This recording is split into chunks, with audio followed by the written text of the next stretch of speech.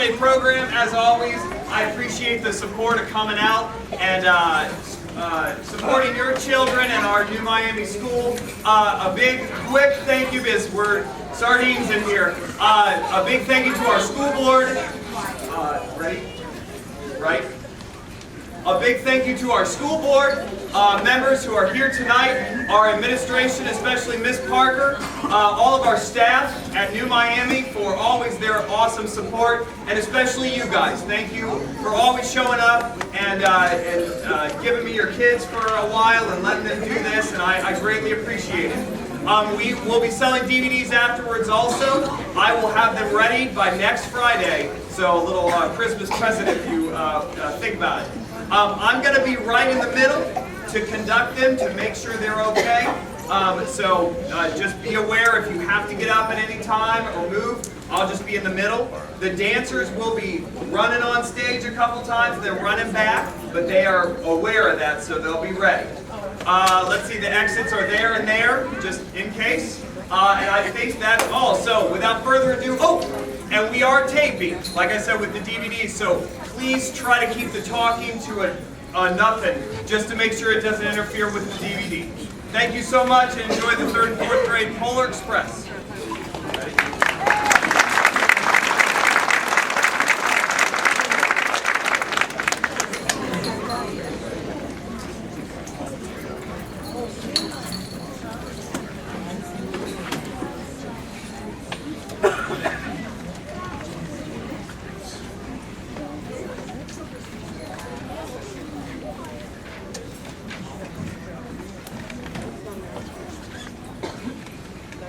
I remember on Christmas Eve that year, I lay still in my bed. From where I lay, I could just glimpse the snow falling outside the window. I did not rustle the sheets. I breathed slowly and silently.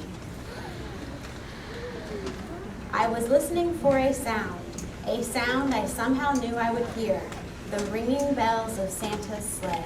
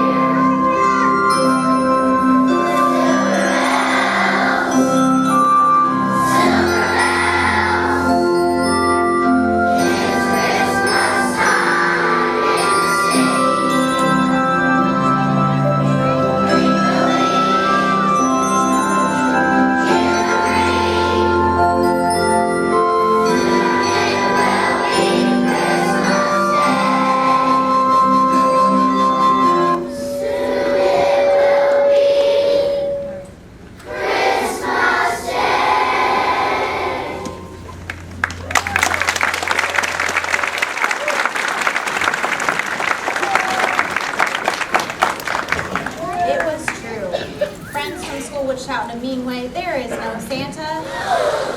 I knew they were wrong. I'm not sure how. Something in my bones. I knew they were wrong. Late that night, I did hear sounds, though not of ringing bells. From outside came the sounds of hissing steam and squeaking metal.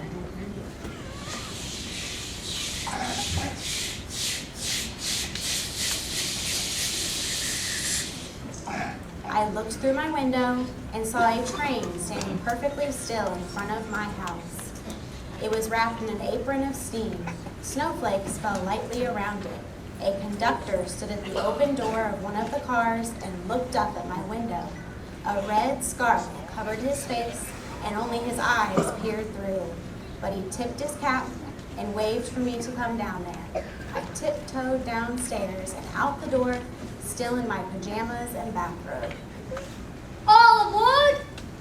Well, you coming? Where? Why, to the North Pole, of course. This is the Polar Express. Well, it says here, no letter Sam. Sounds to me like this is your crucial year. Come on, I've got a schedule to keep. I outstretched my hand, and the conductor pulled me aboard. The train was filled with other children, all in pajamas and nightgowns.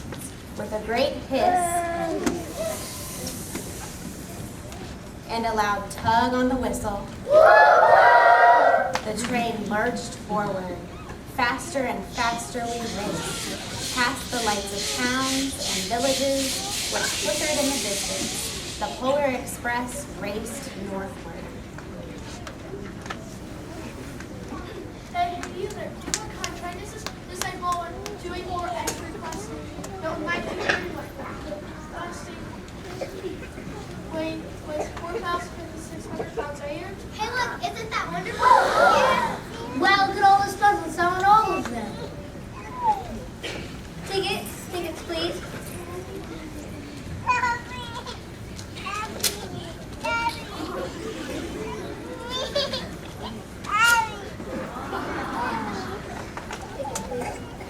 I don't have a ticket.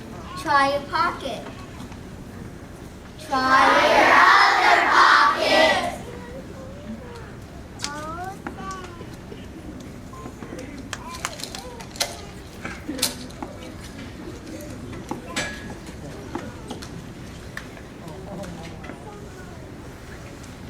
Wait, look up there. He wants on. He wants to get on. Stop the train! Hold an emergency brake!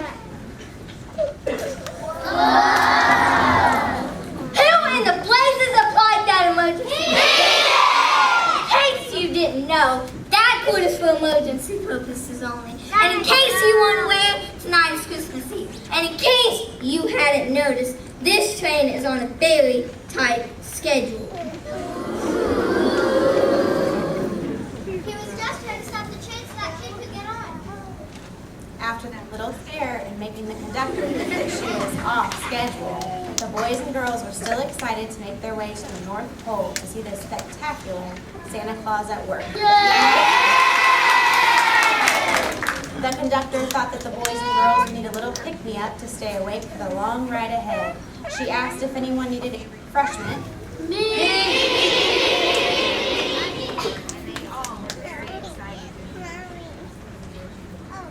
Tonight we will be having steak, green beans, mashed potatoes, and of course hot chocolate. And this is about to fall down.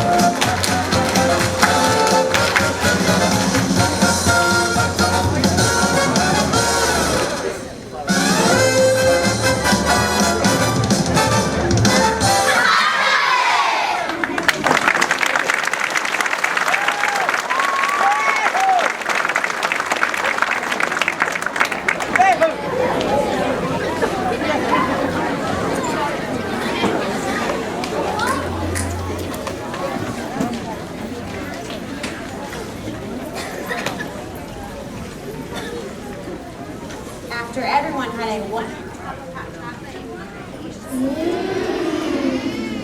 The conductor went around to check everyone's ticket one more time before they got closer to the event.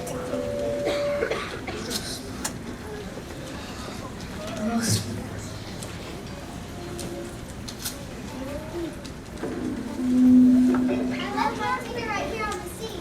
She didn't lose her ticket. I did. I was trying to return it to you, but the wind blew it out of my hand. Everyone, these tickets are not transferable. Young lady, you will just have to come along with me.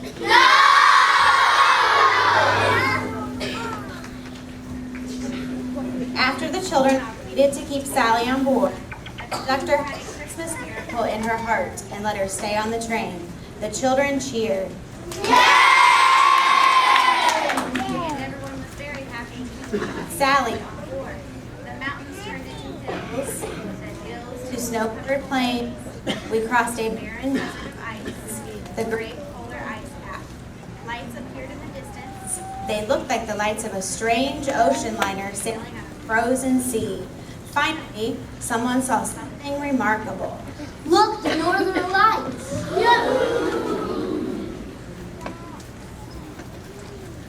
The North Pole. We made it! We are coming to Santa of the city. This is Santa will get the first gift of Christmas. Who receives the first gift? He will choose one of you. All right, everyone, let's get ready for the big man tonight. Because we're in Breathful of Life and ready for it like it's 1999.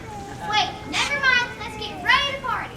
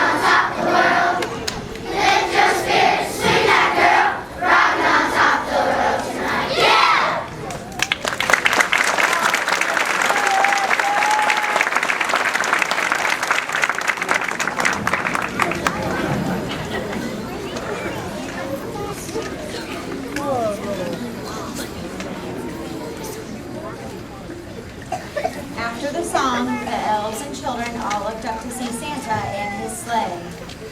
The reindeer were excited.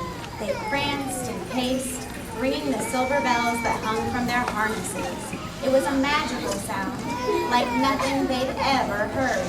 Across the circle, Santa Claus appeared.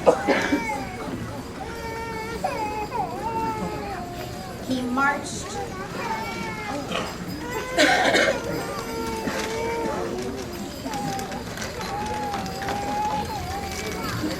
I've got you.